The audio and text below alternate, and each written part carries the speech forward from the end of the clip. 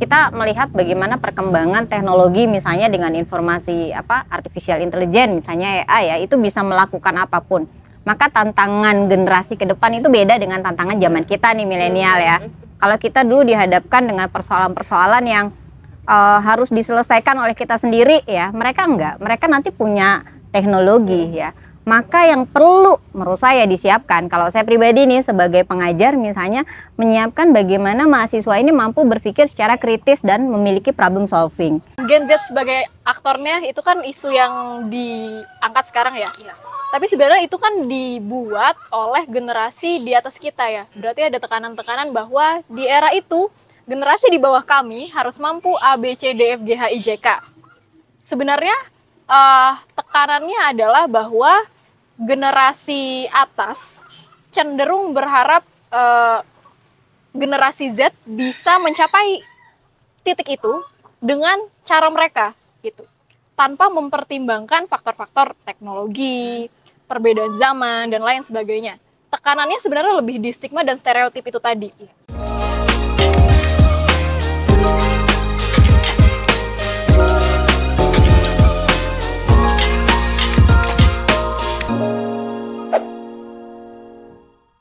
Halo, kembali lagi di Namanya Obrolan. Pada sesi kali ini kita kembali di sesi Tukar Pikiran, yang dimana hari ini kita akan membahas tema menuju Indonesia Emas tahun 2045, Gen Z bisa apa? Ya, hari ini kita sudah hadir narasumber bintang tamu kita yang luar biasa. Yang pertama ada Mbak Novi. Selamat sore, Mbak. Sore. Iya, boleh nih Mbak cerita dulu sedikit kegiatannya sebagai apa gitu, aktivitasnya saat ini. Oke, terima kasih. Saya Novi Diharyanti. Saat ini saya sebagai pengajar di UIN Syarif Hidayatullah Jakarta. Jadi biasanya hari-hari sih saya ngajar sastra. Ngajarin sastra untuk calon-calon guru yang kebetulan ya Gen Z tadi itu. Iya, jadi Mbak Novi ini merupakan akademisi ya di UIN Syarif Hidayatullah Jakarta. Kita berlanjut, narasumber kita ada Mbak Ulan. Selamat sore Mbak. Halo, sore. Ya Mbak, boleh cerita sedikit nih saat ini kegiatannya sebagai apa gitu? Oke, sebagai Gen Z tadi ya, gitu. Kalau tadi Mbak Novi sebagai pengajar, sebagai pelajarnya. Sebagai pelajar. Kebetulan sekarang kesibukan lagi sebagai pelajar, belajar juga, dan mungkin mempersiapkan masa depan kali ya. Itu. Oke, terima kasih Mbak Ulan. Selanjutnya nih, luar biasa lagi ada Mas Yono. Selamat sore Mas. Selamat sore. Boleh perkenalan sedikit Mas? Kalau saya latar belakangnya sekarang masih mahasiswa. Mahasiswa S2 di Universitas Pamulang, dan selebihnya saya aktif di kegiatan-kegiatan masyarakat. Oke, sebagai aktivis ya Mas? Iya. Dikatakan seperti itu. Oke, baik. Jadi hari ini kita membahas terkait tentang Gen Z, yang dimana dikatakan bahwasanya Gen Z itu kan merupakan tonggak estafet nih, estafet yang akan melanjutkan perjuangan bangsa Indonesia, apalagi menyongsong Indonesia Emas pada tahun 2045 gitu kan. Jadi dikatakan Gen Z ini sebagai harapan bangsa lah, begitu ya. Sebelumnya kita pengen tahu dulu nih pandangan Mbak dan Mas. Sebenarnya pandangan terhadap generasi Gen Z ini seperti apa sih? Gitu. Mau mulai dari siapa dulu nih yang mau menjawab? Terserah. Ini langsung pelakunya aja. Iya, pelakunya. Karena langsung pelakunya jadi yang bicara pelakunya langsung. Gen Z aja. Bagaimana Mbak? Karena tidak mungkin kita wakili Gen Z untuk bicara kan? Nggak bisa. Jubir. Jubir nanti jadi. Oke, mungkin untuk bridging awal kali ya, sebagai perspektif Gen Z gitu. Gimana sih kita mempersiapkan diri untuk Indonesia Emas 2025 gitu. Kalau misalnya secara kalimat mungkin terdengar cukup berat ya. Kira-kira apa nih yang akan kita lakukan ke depan gitu. Tapi menurut aku pribadi juga bahwa untuk mempersiapkan Indonesia Emas di tahun 2024 sebenarnya bukan hanya tugas Gen Z aja. Oke, mungkin aktor utamanya di tahun itu adalah Gen Z. Tapi kan sebenarnya kita juga butuh sokongan, kita butuh dukungan, kita butuh dorongan dari generasi-generasi sebelumnya gitu. Karena itulah dibilang sebagai estafet. Kalau dari aku sih gitu ya. Ya, saya tambahkan ya. Iya. Benar sebenarnya. Kalau Gen Z bicara begini sebenarnya dia bukan untuk butuh dukungan, tapi dia butuh dukun sebenarnya. Loh memang. Kenapa, Karena kalau cuma dukungan tanpa uang itu namanya bukan dukun namanya. Ya enggak? Uang. Dukun, Iya, dukungan bener. uang namanya. Karena Gen Z itu untuk mewujudkan Indonesia Emas itu butuh uang, bukan hanya dukungan. Ya, bagaimana? Bagaimana Ibu? Bagaimana? Mbak? Ya, kalau diingat-ingat sebenarnya saya sendiri nih ya sebagai orang yang hampir tiap hari ya, setiap hari berinteraksi dengan Gen Z ini ya. Saya tuh sebenarnya tadi mempertanyakan, sebenarnya kita dulu tuh nggak kenal istilah generasi tadi ya, nggak ada tuh penyebutan Bangsa. Gen Z, Gen milenial ya, lalu baby boomers. Tapi after pandemi ya, setelah pandemi kita tuh kayak merasa ada sesuatu yang kok agak berbeda nih. Ya, kok agak berbeda nih antara apa sih antara anak zaman dulu dan anak zaman sekarang. Yang kemudian tiba-tiba aja muncul istilah, oh ini milenial, ini Gen Z, baby boomers, dan lain-lain. Nah kalau ditanya memang betul, kalau kayak saya nih, sekarang misalnya ya saya udah ada di posisi kalau dibilang hidupnya sudah cukup dijamin oleh negara. Ya, maka kemudian yang berat siapa? Yang berat nih kaulan ya, yang lagi, dia lagi mempersiapkan cita-cita dan masa depan katanya ya. Maka yang dibutuhkan apa ya tadi? Oh berarti yang dia butuhkan adalah tadi support system, dukungan uang ya. Itu yang utama. Yang dibutuhkan adalah tadi nanti lapangan pekerjaan yang banyak ya. Ujung-ujungnya duit ya, ujung-ujungnya kerja ya. Nah itu yang kemudian memang harus disiapkan. Saya rasa emang ini tantangannya berat ya, tapi juga ya emang harus disiapin sih, ini lihat nih, berat ya. Kayak gitu sih, Nay. Tapi kalau berbicara tentang stereotip nih, stereotip generasi gitu, disebutkan bahwasanya kalau generasi yang di atas Gen Z itu dianggap jauh lebih kuat. Kalau disebutkan itu sebagai analoginya itu palang pintu. Tapi kalau misal generasi Gen Z nih disebutnya apa?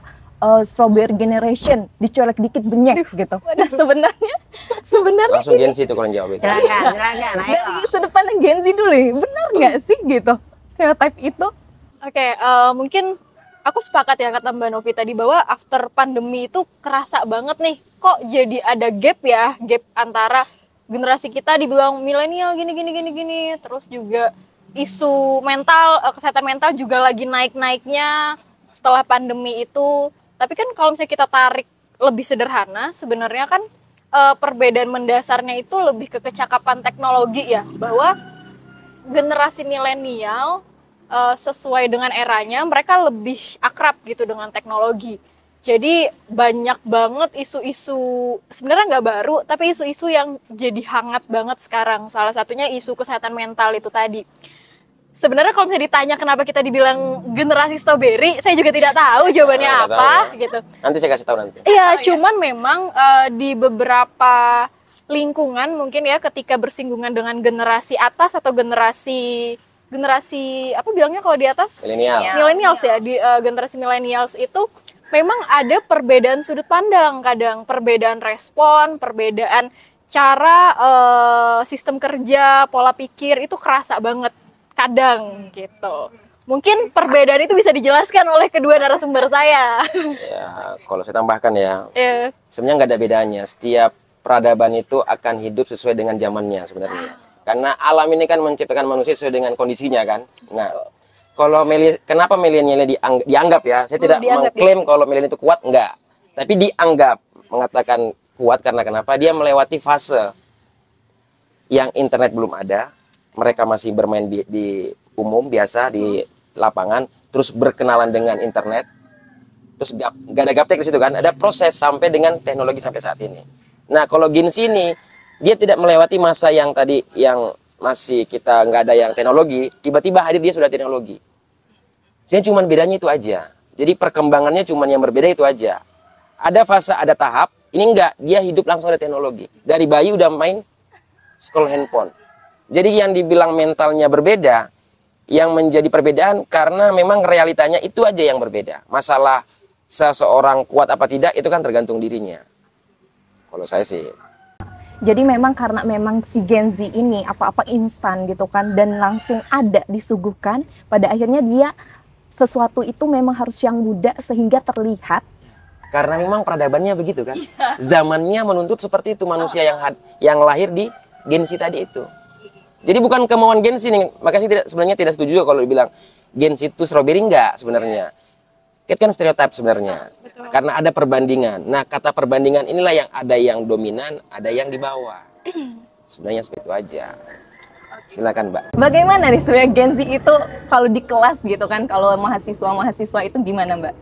Oke ya, jadi tadi sudah kita dengarkan nih bagaimana kemudian anak zaman sekarang itu sangat dekat dengan teknologi. Kenapa isu mental health itu sekarang menjadi dominan ya? Karena salah satunya adalah teknologi yang menyebarkan. Jadi kalau dulu nih saya curhatnya ke teman saya curhatnya ke orang-orang terdekat saya.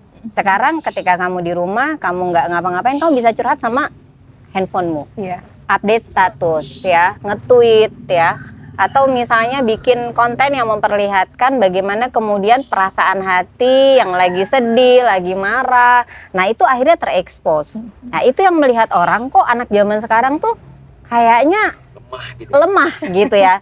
Dikit-dikit ditaruh di medsos, dikit-dikit kemudian diupload ya. Padahal memang karena mereka dekat dengan teknologi. Jangan-jangan nih kitanya aja nih yang bukannya kemudian kuat, tapi emang nggak ada waktu gitu ya. Antara nggak ada waktu dan nggak ada kemampuan untuk bikin konten-konten kayak gitu ya. Meskipun kalau zaman dulu nih misalnya ya, kalau saya diajarkan misalnya oleh orang tua nih, kalau emang lagi sedih nih, lagi sedih berdoa ya katanya, berdoa ya.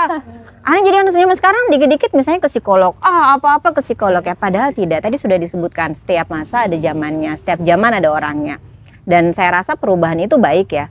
Kalau dibilang di kelas bagaimana ya, saya melihat misalnya ketika saya ngajar, pertama kali itu saya sudah berhadapan dengan anak-anak Gen Z. Kebetulan waktu saya ngajar sih, saya waktu itu masih sangat muda ya. Tapi memang justru saya melihat memang ada perbedaan yang sangat signifikan dari mahasiswa yang dulu pertama saya ajar ya, dengan yang belakangan ya. Kalau kita nonton misalnya film Marvel ya, Thanos gitu, ada teknologi yang hilang stop gitu ya. Oh kenapa? Maka waktunya berhenti. Nah itu yang kita alami sebenarnya di masa pandemi kemarin. Waktunya berhenti. 3 tahun nih mereka yang harusnya bisa mengeksplorasi banyak hal, mereka nggak bisa eksplorasi itu. Ya akhirnya apa? Akhirnya mereka menarik diri ya, dan kita kuat banget ya. Di situ anak-anak Gen Z ini kuat banget ya. Saya ngerasa mereka beradaptasi bangun, dan itu yang kemudian tiba-tiba mereka harus menghadapi lagi yang kemarin itu dihadapi layar, belajarnya lewat layar, terus ketemu dosennya yang ternyata nggak sesuai dengan ekspektasi mereka, ketemu atasannya yang ternyata nggak sesuai ekspektasi mereka. Akhirnya itu yang dibilang anak zaman sekarang tuh cepat banget sih pindah kerja, cepat banget sih menyerah ya. Karena apa ya? Karena memang mungkin antara yang biasa mereka hadapi di layar ternyata sangat berbeda dengan apa yang dihadapi di kehidupan nyata. Saya rasa itu sih salah satu yang membuat misalnya kenapa sekarang isu-isu Gen Z ini cepat banget ke expose ya, karena kedekatan mereka dengan media sosial tadi ya, teknologi ya. Itu yang sulit dijangkau oleh generasi sebelumnya. Oke, berbicara terkait tentang Indonesia Emas. Lalu sebenarnya apakah Indonesia Emas ini hanya ditujukan untuk Gen Z atau siapa? Ya, kita akan dengar dulu perspektif dari Gen Z-nya secara langsung gitu. Oke, tadi pertanyaannya, apakah Indonesia Emas itu hanya untuk Gen Z saja atau tidak? Jawabannya tidak sebenarnya. Di 2024, kami mungkin berada di usia produktif, iya betul. Tapi untuk menyongsong ke sana, kan tidak bisa dikatakan bahwa pelakunya hanya dari satu generasi saja. Kalau perspektif Gen Z mungkin seperti itu ya. Dan di era itu pun sebenarnya kan tujuannya untuk semua generasi, bukan hanya untuk generasi Z aja yang waktu itu mungkin berada di usia produktif. Mbak, Oke ya, saya lagi ngitung sih ya sebenarnya. Kalau bicara Indonesia Emas tuh milik siapa? Kalau kita lihat program pemerintah ini kan dia mencanangkan 2045 ya, akan selesai di 2045, 2025 sampai 2045. Nah di masa-masa itu memang sebenarnya kalau sampai 45-nya sendiri sih ya, saya juga masih usia produktif ya sebagai milenial akhir ya. Tapi kemudian apa sih yang bisa kemudian kita berikan ya? Kalau tadi saya bilang kalau di posisi saya sekarang ya, saya rasa saya masih bisa memberikan banyak hal ya.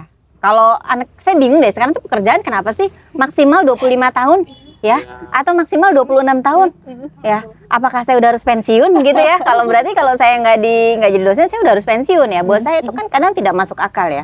Padahal di usia-usia anggaplah 40 tahun, 50 tahun, itu masa-masa di mana saya rasa orang masih sangat produktif ya. 60 tahun ya. Kalau dosen tuh bisa sampai 65 bahkan 70 tahun ya untuk guru besar.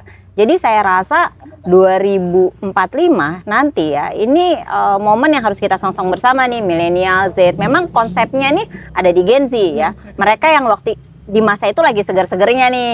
Naila misalnya ya, ini lagi bener-bener di fase puncak karir mungkin ya, atau ya karirnya ini lagi menanjak. Sedangkan saya ya sudah di masa-masa seharusnya lebih turun, sudah selesai gitu. Tapi kemudian masih bisa produktif dengan jalannya masing-masing ya. Kalau saya rasa sih itu ya. Nggak tahu nih Mas Yones gimana ya, Mas? Kalau saya menjadi pelaku Indonesia emas itu kan sebenarnya semuanya.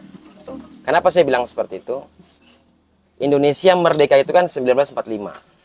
Untuk mencapai sebuah kemerdekaan itu, kita anggap ini kan, kita mungkin coba bandingkan nih. 1945 adalah keemasan Indonesia. Karena dia mampu memerdekakan Indonesia, bangsanya waktu itu. Nah, 2045 kita anggap juga masa keemasan untuk Indonesia. Nah, siapa orang-orang di 1945 di situ? Kalau menurut saya itulah generasi-generasi yang emas pada saat sebelum adanya kemerdekaan. Ada Bung Karno di situ. Di usia 26 tahun dia sudah mendirikan PNI. Bung Hatta usia 27 tahun sudah mendirikan Perhimpunan Indonesia. Nah, inilah cikal bakal Indonesia merdeka. Jadi apakah generasinya? Ya memang iya. Faktanya kan memang generasi-generasi mereka inilah yang akhirnya bisa memerdekakan bangsa ini. Nah, terus kita lompat ke sekarang, 2045. Apa targetnya? Apakah Indonesia, pemerintah, sudah membuat tujuan atau target 2045 itu seperti apa? Karena sekarang ini kalau saya melihat dari pemikiran-pemikiran para ahli maupun para politisi, yang dititik beratkan adalah gengsinya. Gengsi lu mau bisa jadi apa nanti? Padahal tujuannya kita belum tahu mau kemana.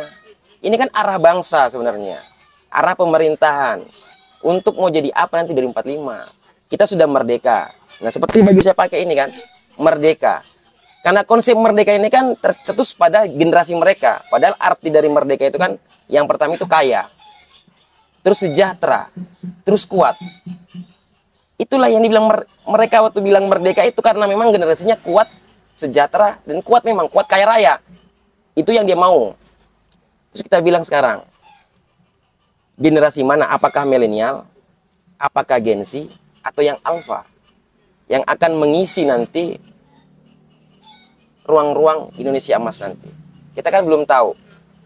Nah, kalau dari sisi penemuan atau karya-karya, kalau menurut Mbak, dari mana nih? Antara milenial, Gen Z, atau alfa yang muncul di ruang-ruang publik ini yang punya pikiran yang luas? Kira-kira dari 3 generasi ini. Ya, kalau melihat masanya ya memang harus diakui ini masanya ya nanti alfa dan Gen Z ya. Karena itu memang usia-usia yang sangat produktif yang kita nggak bisa bayangin nih kedepannya akan seperti apa ya. Misalnya apakah kemudian kita akan fokus pada kemajuan ekonomi dan teknologi gitu misalnya. Tapi yang perlu dibangun sekarang ya, kita melihat bagaimana perkembangan teknologi misalnya dengan informasi artificial intelligence misalnya AI ya, itu bisa melakukan apapun. Maka tantangan generasi ke depan itu beda dengan tantangan zaman kita nih milenial ya. Kalau kita dulu dihadapkan dengan persoalan-persoalan yang harus diselesaikan oleh kita sendiri ya, mereka enggak. Mereka nanti punya teknologi ya. Maka yang perlu menurut saya disiapkan, kalau saya pribadi nih sebagai pengajar misalnya, menyiapkan bagaimana mahasiswa ini mampu berpikir secara kritis dan memiliki problem solving. Itu penting ya. Kenapa? Karena critical thinking nanti tuh jadi kayak modal. Bayangin kalau anak-anak nih kemudian bersikap tidak kritis ya. Karena apa? Karena semua udah disediain nih, mager, nggak kritis ya. Tapi kan itu sekarang aja nih. Tapi saya yakin sih ya, kalau literasi digitalnya bagus, tradisi literasi yang sekarang lagi digembar-gemborkan bagus, harusnya sih persoalan critical thinking tadi itu selesai.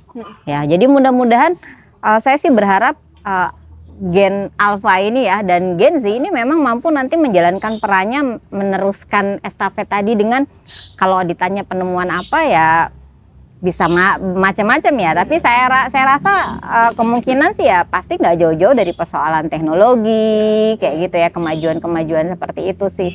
Kalau karena lawan kita udah bukan lagi penjajah kan, penjajahannya dalam konsep yang beda sekarang.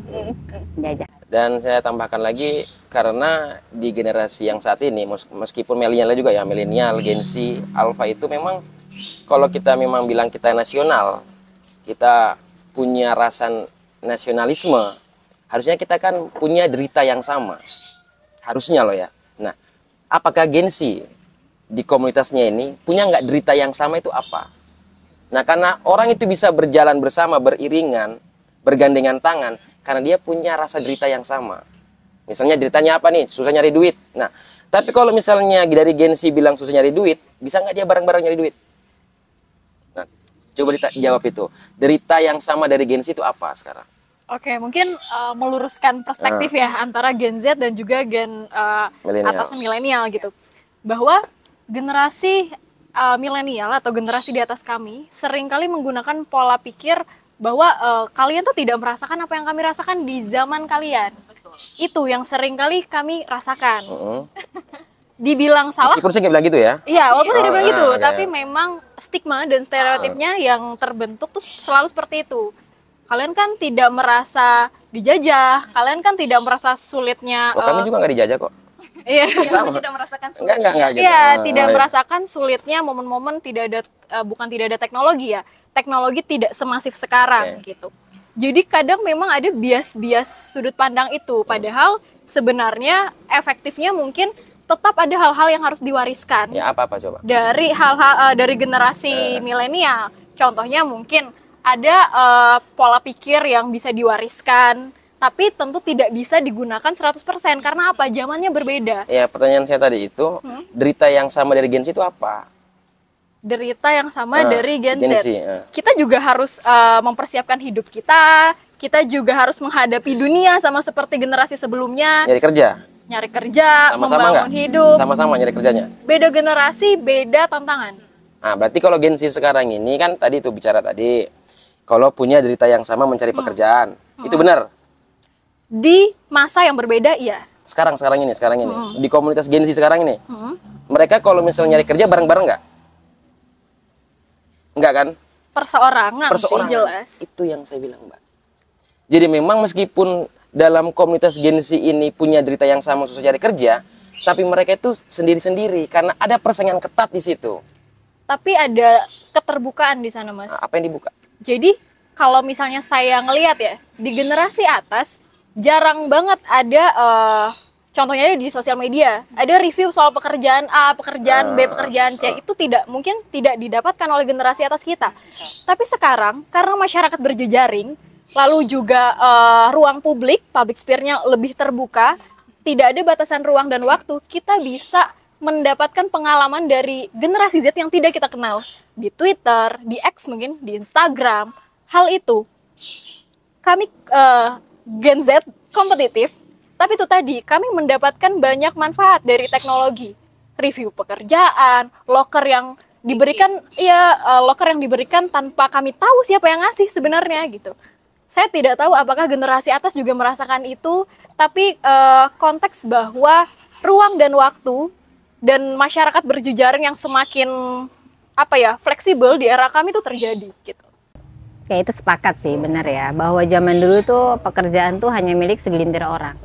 Ya jadi untuk bisa naik kelas, ya meskipun sekarang agak terulang ya, jadi untuk bisa naik kelas kita harus punya ordal ya, punya info lebih dulu. Siapa yang punya info lebih dulu, dia akan punya peluang lebih cepat.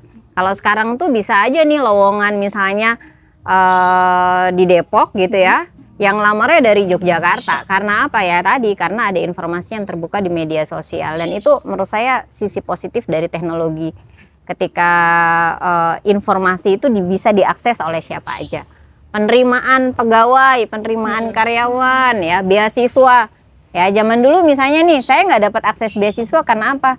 Karena secara kelas misalnya ya saya nggak punya waktu itu nggak ada laptop, ya, nggak punya handphone yang biasa, ya, sehingga untuk bisa mengakses beasiswa itu sulit, terbatas. Oh, anak sekarang mau daftar LPDP dari rumah bisa daftar LPDP.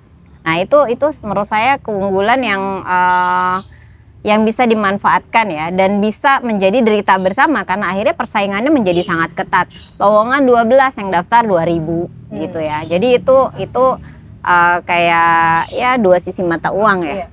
Dan artinya di ruangan ini yang menjadi derita yang sama untuk Gen Z itu hanya pekerjaan.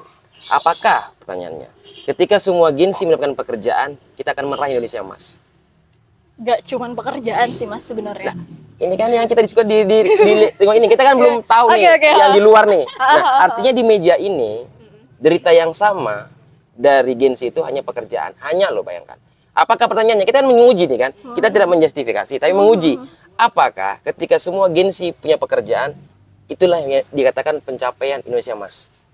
Lebih ke kestabilan ekonomi di era itu sih Mas. Bagaimana di era itu generasi milenial bisa hidup sejahtera terlepas apapun pekerjaannya, mau dia bekerja di lembaga pemerintah, mau dia buka usaha atau apapun itu, dan negara hadir di sana untuk memberikan ruang-ruang itu kepada generasi Z ya pada era itu, di usia produktif itu. Bukan hanya sebatas bahwa kita kesulitan untuk cari kerja, tidak, tapi kesejahteraan ekonomi di era itu apakah sudah tercapai atau tidak gitu. Dan aktornya adalah generasi Z gitu. Kalau menurut perspektifku seperti itu sih Mas. Karena kalau permasalahan cari kerja kayaknya di setiap generasi orang memang secara pragmatis memang harus bekerja gitu untuk memenuhi kebutuhan hidupnya. Tapi apakah di era emas itu dalam tanda kutip kita sudah mencapai titik di mana generasi yang sedang mencari kerja atau di usia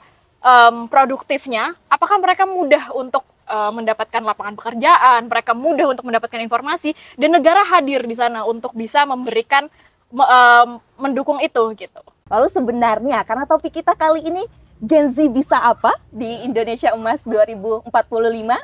Tentunya generasi atas memiliki harapan atau ekspektasi. Nah, saya mau tanya nih ke Gen Z, Mbak Ulan, gimana menanggapi ekspektasi dari angkatan yang di atas? Apakah itu kemudian akhirnya menjadi ekspektasi yang menekan atau justru memotivasi untuk semangat menyongsong Indonesia Emas tahun 2045? Oke, sebagai Gen Z ya, ini bisa digeneralisasi atau tidak, tapi kan sebenarnya Indonesia Emas di tahun 2024-5 dengan Gen Z sebagai aktornya itu kan isu yang diangkat sekarang ya. Tapi sebenarnya itu kan dibuat oleh generasi di atas kita ya. Berarti ada tekanan-tekanan bahwa di era itu generasi di bawah kami harus mampu A, B, C, D, F, G, H, I, J, K. Sebenarnya tekanannya adalah bahwa generasi atas cenderung berharap generasi Z bisa mencapai titik itu dengan cara mereka gitu, tanpa mempertimbangkan faktor-faktor teknologi, perbedaan zaman, dan lain sebagainya. Tekanannya sebenarnya lebih di stigma dan stereotip itu tadi. Perbedaan cara kerja, perbedaan pola pikir, dan perbedaan zaman itu jadi satu faktor, satu variabel tekanan. Di sisi lain memang semua generasi pasti punya tekanan hidupnya masing-masing untuk mencapai masa keemasannya.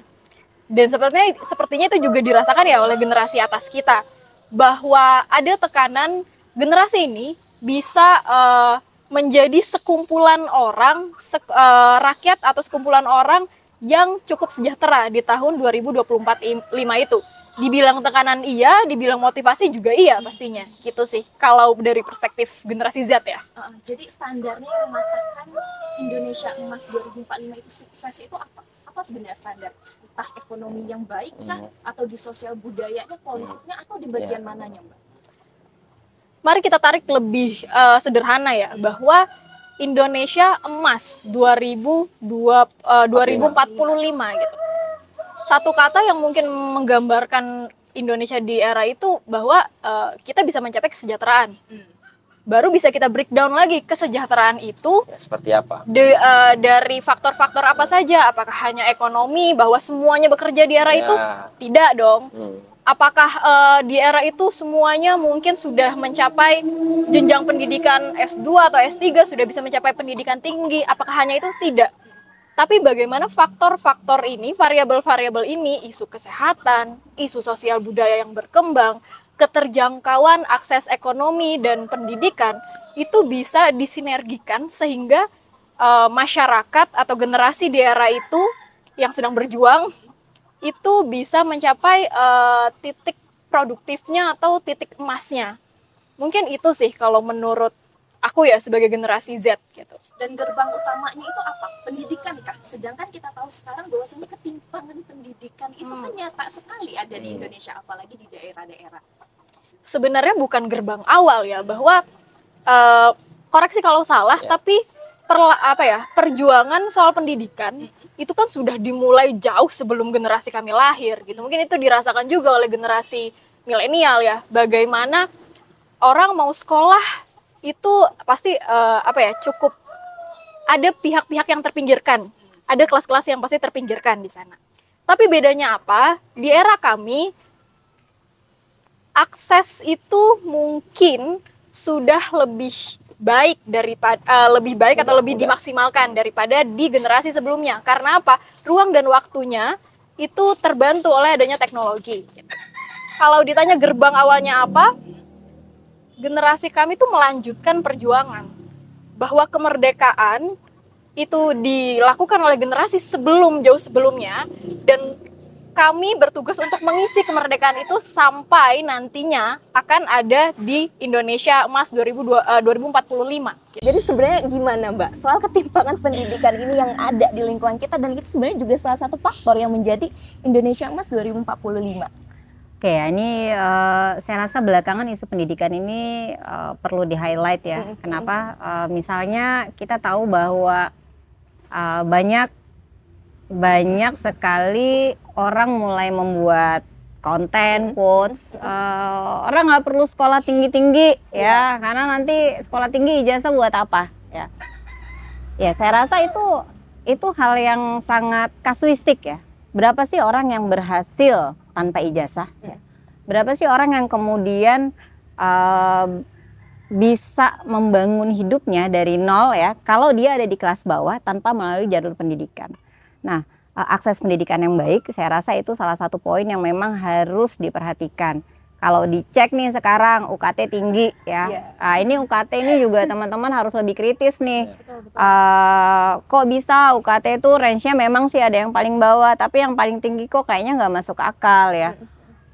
Orang mau jadi dokter harus bayar sampai puluhan juta ya, padahal kita tahu bahwa tenaga kesehatan di kita ini sangat kurang. Begitu juga dengan guru, UKT-nya tinggi padahal gajinya kecil.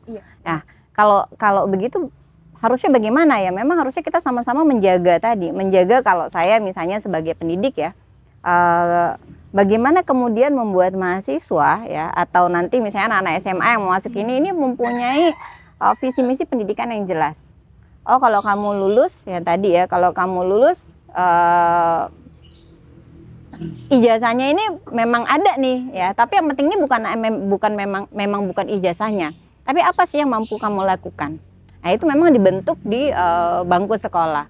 Jadi yang pentingnya itu sebenarnya di situ ya, bagaimana kemudian akses pendidikan itu bisa merata. Nah, itu juga jadi isu ya.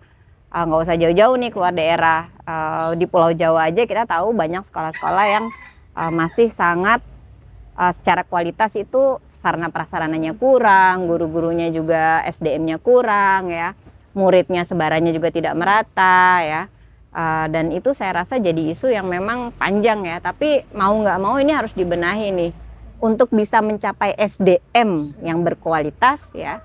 Jalannya ya itu salah satunya ya memang lewat memperbaiki kualitas pendidikan. Saya rasa sih itu. Gimana Mas? Coba Mas. Tadi Gensi sudah bicara tentang harapan dan tekanan tadi. Sejarah mencatat milenial juga punya peristiwa besar, yaitu pas 98. Jadi itulah peristiwa besar dari milenial. Mengapa akhirnya milenial selalu mengatakan Gensi apa peristiwa besar yang bisa kalian lakukan? Karena memang dalam setiap generasi punya peristiwa-peristiwa besar. Jadi sebenarnya Gensi itu tidak menekan, tapi hanya menagih. Karena Indonesia ini kan bukan milik satu orang, tapi milik kita semua. Kenapa harus ada tekanan? Karena pendiri bangsa juga kita dipaksa untuk melanjutkan kemerdekaan. 98 itulah tekanan dari pendiri bangsa waktu itu. Yang dicita-citakan oleh bangsa waktu itu kemerdekaan yang sebebas-bebasnya. Dalam artian ya mungkin belum lahir kan, 98 belum lahir, pasti sudah lahir. Saya waktu sudah SD. Nah memang kan itulah tekanan yang didapatkan oleh milenial pada waktu itu. Dia mampu menyelesaikan permasalahan yang dianggap menjadi masalah utama bangsa. Nah 45 ini sama dengan hal itu. Estafet yang diberikan oleh milenial ke Gen Z konkretnya seperti itu. Meskipun tidak ditulis secara surat, tapi secara kebangsaan, bangsa pemuda kan harus memiliki seperti itu. Tapi setelah saya melihat pemateri Gen Z di samping ini, saya semakin yakin. Saya semakin yakin jika generasi emas nanti kita akan song-song dengan hal yang baik-baik dan pasti akan terjadi. Jika semua Gen Z kebanyakan, kita butuh 100 saja Gen Z seperti ini. Insya Allah kita kita sambut Indonesia emas itu dengan tangan terbuka. Kita sambut dengan semangat dan bahagia. Ada peristiwa penting ya Mas, pandemi. Iya. Saya rasa itu peristiwa yang juga gila ya. Kalau 98 itu berarti umur kita deketan ya Mas ya. Itu kan hanya fokus peristiwanya itu di kota-kota besar. Ya, kota-kota yang memang menjadi basis pergerakan mahasiswa. Kalau di daerah itu imbasnya, ya. Tapi ketika pandemi itu kan semua level. Ya meskipun anak desa masih bisa main di sawah ya, tapi kan mereka tetap merasakan bagaimana pandemi itu sangat mengerikan gitu ya. Dan itu beritanya bukan hanya lokal tapi internasional. Dan saya rasa itu pengalaman yang traumatis ya. Bukan hanya untuk Gen Z tapi buat kita ya, buat yang mengalami ya. Dan saya rasa itu bisa jadi perkat juga sih bagaimana kemudian kita berhasil melewati itu. Iya. Dan semasa pandemi itu kita sebagai Gen Z ya, kita dipaksa untuk beradaptasi gitu kan. Bahkan kita dipaksa untuk tabah terhadap rindu gitu ya. Iya, karena kayak Dilan dong ya. Kita berjarak dengan orang-orang itu berjarak. Bahkan memang adaptasi dari pembelajaran gitu yang awalnya kita kan bertemu tatap muka secara langsung. Di situ kita dipaksa untuk beradaptasi dengan teknologi dan dengan aplikasi-aplikasi yang sebelumnya kita nggak tahu gitu. Zoom meeting salah satunya. Iya, Zoom meeting salah satunya itu. Dan sebenarnya di sini sih istimewanya kita dilengkapi dengan teknologi karena memang sesuai juga dengan kebutuhan kita pada saat itu gitu kan ya. Dan dari kata Mbak Novi tadi sebenarnya bukan cuma soal ijazah tapi soal skill yang kita miliki untuk kita kemudian bisa survive di tengah masyarakat, di dunia pekerjaan dan menyongsong Indonesia Emas tahun 2045 begitu. Terakhir sebagai closing statement, saya pengen dengar dari masing-masing nih pesan atau kalimat motivasi quotes lah penyemangat untuk Gen Z. Kita mulai dari Mas Yono terlebih dahulu. Ya kalau saya kata-kata terakhir saya adalah kita harus punya derita yang sama melihat keadaan sosial, budaya dan politik saat ini. Apa yang menjadi derita yang sama? Ya itu kita harus sepakati. Tanpa adanya kesepakatan para bangsa pemuda ini, tidak akan kita temukan apa yang kita akan capai. Selanjutnya boleh Mbak Novi terlebih dahulu sebelum ke Gen Z. Ya apa ya saya ya, closing statement untuk Gen Z saya rasa sih yang harus dilakukan oleh Gen Z dan juga kemudian saya ya sebagai milenial ya, mungkin kita harus tadi berpikir lebih kritis ya, jangan nerima aja gitu. Karena apa, take it for granted itu nggak selamanya oke gitu. Apa yang keputusan yang dibuat untuk kita ya itu belum tentu itu cocok. Jangan cocoknya untuk segelintir kelompok tertentu ya. Meskipun kita tahu nih misalnya kepala daerah boleh nih anak-anak muda ya, tapi kan nggak kayak gitu juga ya. Jadi saya rasa ini harus berpikir kritis. Kita tetap harus kritis terhadap segala kebijakan, itu menjadi isu ya, concern penting. Oke, terakhir Gen Z nih, Mbak Ulan silahkan closing statement. Dari perspektif Gen Z ya, perlu juga meluruskan konsep bahwa Indonesia Emas 2045 itu bukan soal tagih menagih janji, tapi gotong royong antar generasi. Bagaimana dinamika yang terjadi, khususnya kayak di ruang ini ya, bahwa kita berdinamika, kita mempertanyakan apakah itu tekanan, apakah itu harapan. semua punya porsinya masing-masing, bahwa Gen Z tidak akan bisa mencapai Indonesia Emas 2045 tanpa bantuan, tanpa dukungan dari generasi atas maupun generasi bawahnya. Itu yang perlu di-highlight sih untuk semua generasi kalau menurut saya. Ya, baik, itu tadi perbincangan kita terkait dengan Indonesia Emas tahun 2045, Gen Z bisa apa? Tentunya ini terkait dengan kontribusi dan kerjasama gotong royong dari berbagai pihak, bukan hanya Gen Z, untuk menyambut Indonesia Emas tahun 2045.